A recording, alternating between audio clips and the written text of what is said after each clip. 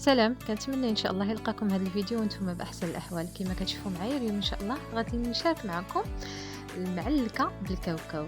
اسم على مسمى. كتجي معلكه، كتجي بنينه، بطريقه سهله وسريعه. الا بغيتوا تشوفوا المقادير والطريقه ديال التحضير بقاو معايا حتى الاخر. غادي نحتاجو 500 غرام ديال الكاوكاو. حمرتو شويه في الفران، ما حمرتوش بزاف، يعني كنخليوه حتى كيتحمر بزاف، كيتحمر غير واحد شويه صافي. وكنطحنوه بهذه الطريقه هذه، ما كنيلوش وفي نفس الوقت ما كنخليوهش مهرمش. غادي نزيد عليه كاس ديال السكر سنيده، يعني 150 غرام. غادي نزيد عليه واحد الساشي ديال الفاني، وغادي نزيد عليه خماره ديال الحلوى، وغادي نزيد عليه ساشي او كيس ديال الكاكاو المر.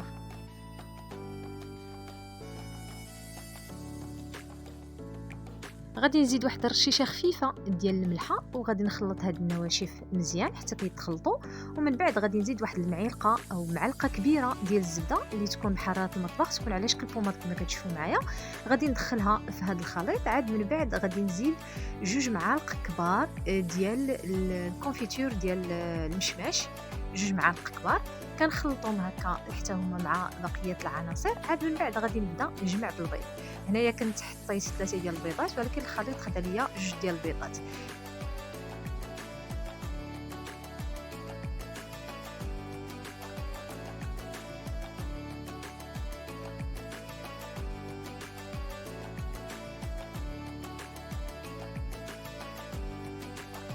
هكا كيكون القوام ديال الخليط ديالنا من بعد ما جمعته بجوج ديال البيضات.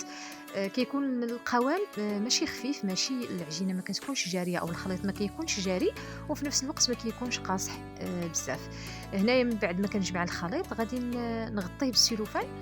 ممكن تخدموا بالخليط مباشرة، ممكن تخليه يرتاح ساعة أو أكثر، وممكن حتى أنكم تبيتوه في الثلاجة حتى الغد ليه وتخدموا به عادي. بالنسبه ليا خليت الخليط ترتاح لمده ساعتين. هنايا قبل ما نبدا نشكل غادي نعاود نظهر باش ما تلصقش ديال العجينه في اليد. عندي هنايا سكار كلاصي سبيسيال الخاص بهذا النوع ديال الغريبات، ماشي سكار كلاصي العادي، هذا سكر كلاص سبيسيال باتيسري، يعني خاص بالحلويات حيت ما كيذوبش في الفران. السكر العادي الا درتو في هذه الغريبه هذه سكار كلاصي ما غاديش يصدق لكم لانه كيذوب. هنايا كنبدا نشكل في الكويرات، كندير فيهم 20 غرام بمساعده ديال الماء الزهر باش ما تلصقش لينا العجينه في اليد. كنكورها هكا، كنضغط عليها ما بين راحات اليدين بهذه الطريقه هذه، وكنديرها في السكر كلاصي. غادي نفندها في السكر كلاصي من الجوانب ومن الجهتين، وغادي نحطها في الطاوه ديال الفران.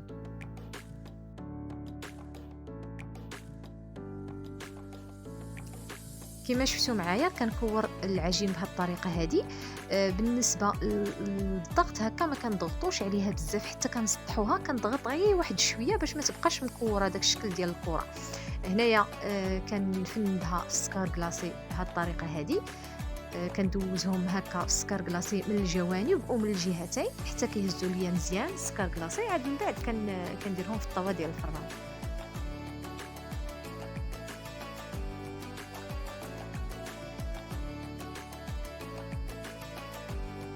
هنايا من بعد ما عمرت الطاوة ديال الفران، الفران ديالي سخنته على 200 درجة، خليته حتى سخن مزيان. غادي نقص عليه حتى 175. غادي ندخل لاطا، غادي نديرها في الرف الرابع. بالنسبة للفران عندي 5 ديال الرفوف، كنديرها في الرف الرابع، يعني كنقربها للفوق. كنخلي الغريبة ديالي حتى كتشقق، يعني كتاخد ما بين 8 ديال الدقائق حتى 10 ديال الدقائق في الفوق حتى كتشقق مزيان. عاد من بعد كنزلها الرف الثاني، كنقربها لتحت، كنخليها ما بين 3 حتى 4 ديال الدقائق باش طيب من التحت. يعني المجموع ديال الطيب في الفران ما بين 13 حتى 14 دقيقة. هذا هو الشكل ديال الغريبه من بعد ما خرجتها من الفران. ملي كنخرجوها من الفران ما كنمسوهاش، كنخليوها هكا حتى كتبرد مزيان، حتى كتشد في راسها.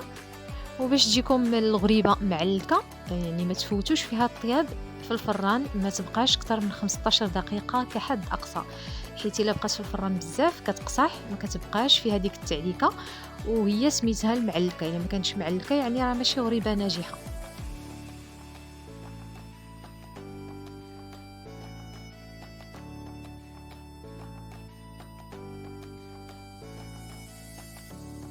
هذا هو الشكل ديال الغريبه ديالنا، كتجي مشقه، كتجي معلكه من الداخل، فيها واحد التعليكه خطيره جدا، والبنه ما نهضروش عليها.